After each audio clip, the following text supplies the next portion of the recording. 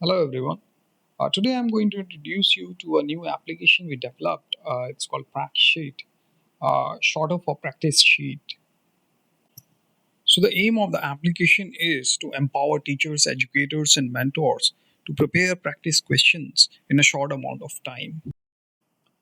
So the idea behind the application is when you are preparing your questions, you are adding those questions to a repository, and that repository then can be used by others to prepare their own questions, right?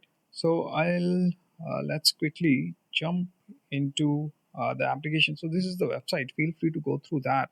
It highlights some of the features of the applications and what functionalities are there and what we have in slot for the next round. So let's just jump right into the application. So this is a interface, and the interface is very simple. Right now, I'm not logged in, so the screen in front of me is just a search screen, and it has multiple attributes in it, which can be used for searching the questions. For the demo purposes, I have only added questions related to mathematics. So search for it. As you can see, based on my search parameters, it has given this search results. Now this is the main screen where everyone will be concentrating on, right? So if I just go back to the search screen, you see the question count here is 10, and that's why it has given me 10 questions. And obviously these two are the main parameters. Rest other search fields are optional, but we will cover them at a later stage. First, let's just concentrate on this screen, right? So obviously this is the download button, which will help you to download the questions in a PDF format. And in front of each question, you have marks and time slated for that questions, right? Let me just close this one. Now, let's say you don't like a particular questions, then you can just easily get rid of it, and obviously the questions will rearrange themselves. And then you can again download these. Let me just show you. Yeah, so now there are 8 questions. Now let's jump back to the search screen. So the first field is obviously a subject, and these subjects come from a predefined list. So in case you are looking for any subject that is not there, feel free to touch base with us on our Twitter account. Marks is self-intuitive. You just select for, let's say I just want to practice quick questions, so just select one. Otherwise, just leave it blank. Class is again important, so you can select which grade questions you want. And every time it picks up from the repository matching questions, it'll randomize those. So that's again another feature. So we can remove that. Question count, you can increase your question count, decrease that. I think at one time most people will just stick to either 20 or 10, and that way it'll be easier to look at the questions and filter them, remove them in case you think they are unwanted, or easier for student, right? So there's a lot of scope for the application in future, but I'll just cover them at the end, right? Next part is question tag. Now this is important. You can add multiple tags to a question when you are adding it.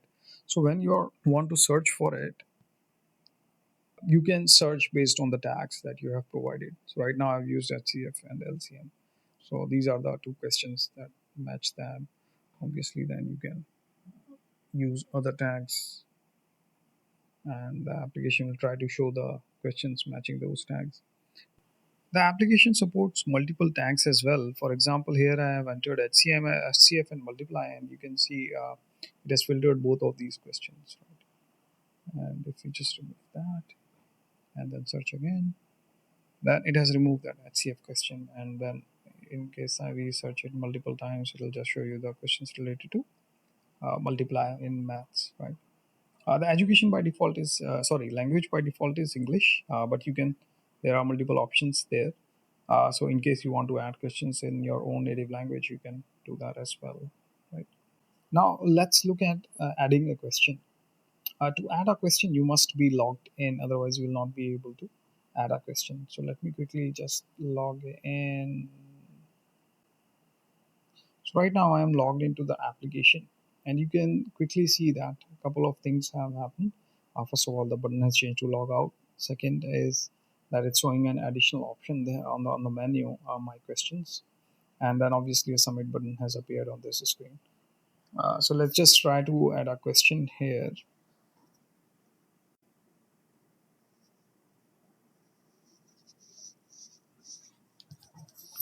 All right, let's just add this. So question has says saved successfully, and then your input parameters have stayed same, so that in case you want to quickly add multiple questions within the same time frame, within the same parameters, you can add that. Right. Now let's go to my questions, click on submissions, and you can see that these are the questions that I have already added as part of my testing. Obviously these are valid questions as well. So in case there are multiple things I can do here, I can first of all click on download, and then again the same thing will happen. It will download me my question. Now this is helpful when you would like to stick to your own questions only. You don't want to use the repository. So you can come here, you can enter your subject, or you can add additional tag. For example, I have add demo, and then I can just click demo, and then it'll just show me those questions. So similarly, you can add midterm or something else, and then it'll just show you that question, and then you can take the printout of that only, right? And then you can delete a question, and you can obviously then go back and add a question if in case you want. Right, now let's go back to one thing that I missed earlier. When you are logged in, you will see that a new option has appeared here, where you can like a particular question. So that way, this like counter will sort of assist you in selecting that question in case it's prepared by someone else, if it's of good quality or not. In case you have any questions or suggestions, this is our Twitter page. Feel free to use that and drop a message to us. I would be happy to hear back from you. Thanks for listening in.